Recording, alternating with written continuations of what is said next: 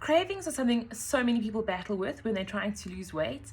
The first thing we've got to understand about cravings is your body will make you crave food. This is called the homeostatic sort of pathway of food reward, where you've got hormones that get secreted to make you feel hungry. Your hypothalamus in your brain regulates your hunger and satiety cues. But we also have the hedonic system, and the hedonic system is influenced by the wanting food, the reward center in our brain that makes us want that cookie or that burger. And while I'm on the topic of cravings, is we don't have necessarily sugar cravings or sugar addiction. We often see those kind of terminologies. It's a combination of sugars with fats, and it's the hedonic part. There's these foods that really give us that like happy little feeling. And so many of us want that all the time, and we get into that cycle. When you're eating more of these foods that cause the craving, like burgers or chips or biscuits or whatever it is you like, everyone has different preferences, salty, sweet stuff, different things. The more you eat it, the more you want it. So the best way to try and manage the craving, there's two things you've got to look at. The first thing is, if you can go cold turkey on a craving and say, I'm cutting it out, I'm not going to have it, do that for a while, because it gets you in a better position in terms of managing it differently.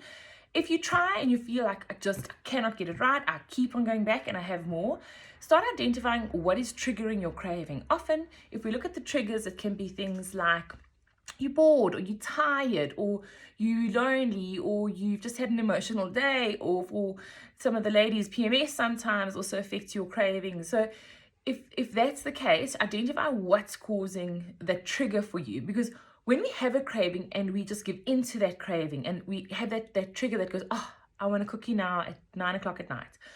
By having it, we are strengthening that response to the impulse, and that's causing a habit. So what we want to try and do is delay the response to the impulse. So if at 9 o'clock at night you're going, oh, I'm bored, I'm watching TV, I really want a biscuit. Try and delay that and go, no, I'm not going to have a biscuit now. I can have a biscuit at the end of my show, not now. I can have a cup of tea now, and delay it, or do something different. Delay and distract. So maybe instead of having that biscuit, you finish your TV program and go have a bath instead, and say, I can have the biscuit tomorrow. So delaying the response to impulse often changes the behavior, which is really helpful. And something else you can also do with behavior changes and cravings is identify when.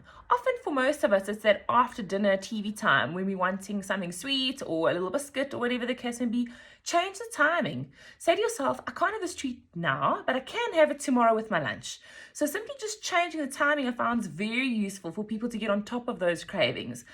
If you still need more help with managing cravings and it's something you really battle with, I would really recommend seeing a dietitian to help you with your own individualized guidelines on this topic. But try these tactics, the delaying, the distraction, or changing the timing, and see how you go on the cravings. All the best. Bye.